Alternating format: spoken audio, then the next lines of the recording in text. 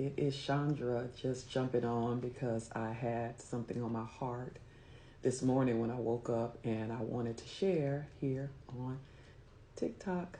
Some of you may have watched my video about Naomi and Ruth as I talk about how to shatter your glass ceiling. And I love the story of Naomi and how when we enter Ruth chapter 1, we get to hear about all of her bruises. I call them bruises because I think it's the pain in her life that she experienced from famine and having to leave Bethlehem to going to Moab in a foreign land, knowing no one except her husband and her two sons, and then losing her husband first, her sons marry, and then she loses her two sons. I can't imagine losing one son. I only have one son, but to lose a husband and two sons in a foreign land.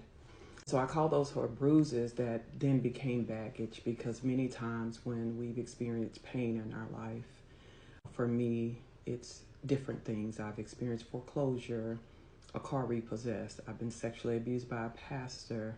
I've been put out of the church. It's a lot of pain, neglect as a child, rejection. Then there's grief and there's loss. It's hard not to think about it or even talk about it as we look at our lives. So these bruises for Naomi became baggage that she carried, which then affected her belief system. That's now you see the B's, which is why I chose bruises versus pain, because her belief system changed by the time she went home back to Bethlehem and she entered to the city, and they called her Naomi, which means pleasantness. She said, no, my name is Mara, which means bitterness. And when Orpah and Ruth wanted to remain with her, she's like, y'all need to go home because I don't have anything else to give.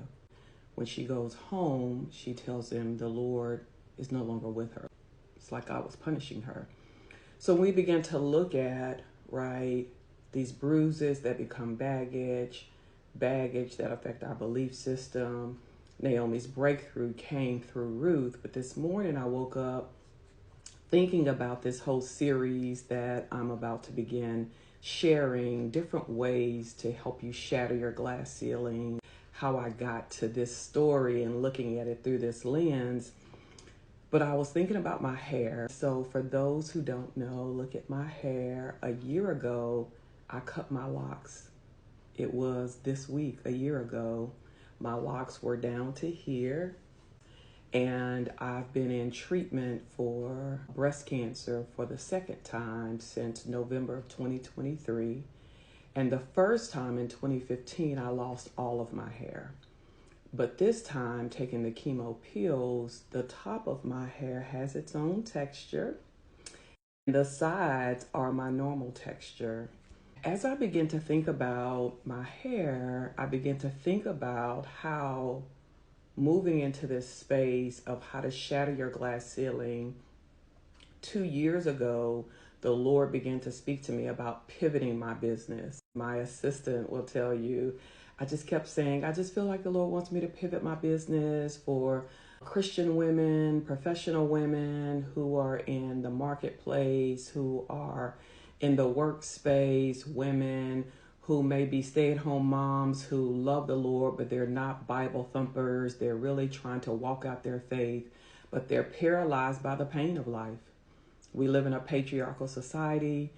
If we're honest about the Bible, there's so much patriarchy in it. Trying to find our way as women becomes difficult. So the way I came up with the phrase, how to shatter your glass ceiling, is because I have been coaching women for over 20 years, almost 30 years now, mentoring women who were trying to shatter the glass ceiling, but it was their own bruises, their own baggage, their own belief systems. And so what I do is I work with women to help them shatter their glass ceiling first so that they can then shatter the glass ceiling. So now you have a little background on where that came from. But this morning, I began to think about that, what it means to pivot. And if you're out here in these streets like me trying to pivot a business, I said 2 years ago, I began to pivot my business. A year ago, I cut my locks. And I want you to see this because Sometimes we think a pivot is quick, that I'm just going to turn like I'm driving a car. I'm going to pivot that baby. It's going to turn and I'm going to keep going. I wish I could tell you life happens that way. It doesn't. You know, when I look at Naomi and Ruth again, 10 years they were there. 10 years. And then she heard there was food back in Bethlehem. I'm just talking 2 years. 10 years, y'all, before she began that move back. Sometimes we think because we see people, they just did it quickly. No. When I say I left engineering 30 years ago and I've been in this space for 30 years working. So when people see me and hear me, they're like, why does it cost so much? And why do you charge 30 years of life experience, 30 years of training, 30 years of education, 30 years of investing, 30 years of learning, right? To pivot to get to this place, right? A year ago, when I cut off my locks, all you could see was my scalp. We had to cut it all the way down because the top was so thin. There was nothing we could do but cut down to it, right? And there were so many times I wanted to do something different. I wanted to do something different. Even as it's grown out, I've had it cut once, trim once, because I'm like, I'm just going to keep me a nice cut. And then I said, no, Chandra, just leave it be. So 3 things I want to share with you when you're pivoting in life, pivoting in business, pivoting in relationship, trying to walk out this plan, trying to shatter your glass ceiling. You didn't get there overnight.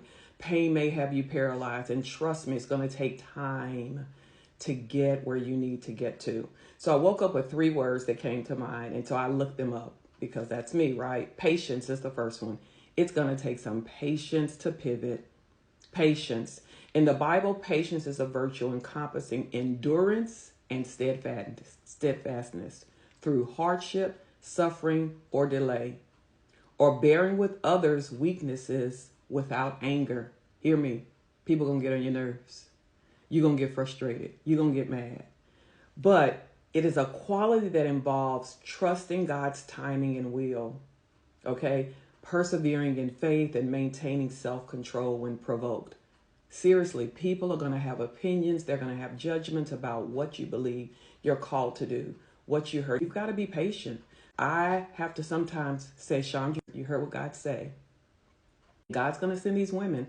They're going to come to you. He's going to open up these cohorts you want to do to create a safe space for women to be able to talk about what they're going through, but you've got to trust him. So pivoting takes patience. Shattering your glass ceiling takes patience. The second is persistence. Today, I didn't want to go to work, and there are a lot of days doing what I love. I don't want to get up, but you've got to be persistent. You've got to press through. Here's what this definition says. In the Bible, persistence is the steadfast and continuous effort in pursuing a goal or faith despite difficulties.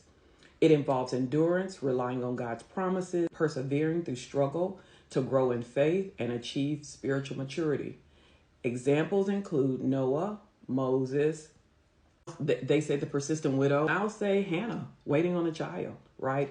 Don't give up. The last is perseverance, right? So we've got patience, we've got persistence, and then we've got perseverance. Hear me, don't quit. It's defined as the continued effort and steadfast endurance despite difficulties. Again, you're hearing that theme. It's not going to be easy, right? It's a virtue developed through hardship. It's crucial for spiritual growth, receiving God's promises, emphasizing standing one's ground and bearing up against trials. When you begin to think about shattering your glass ceiling, when you begin to think about pivoting in your business or pivoting in life, it's going to take patience. It's going to take perseverance. It's going to take persistence, like this beautiful hair you see today. If I had cut it, if I had trimmed it, if I had taken it matters into my hands, it wouldn't be here today. But a year later, here we are, and in another year, I'll be further along. So today, go be great. Go shatter a glass ceiling. Go shatter a lie you believe. But whatever you do, be patient, be persistent, and persevere. You got this.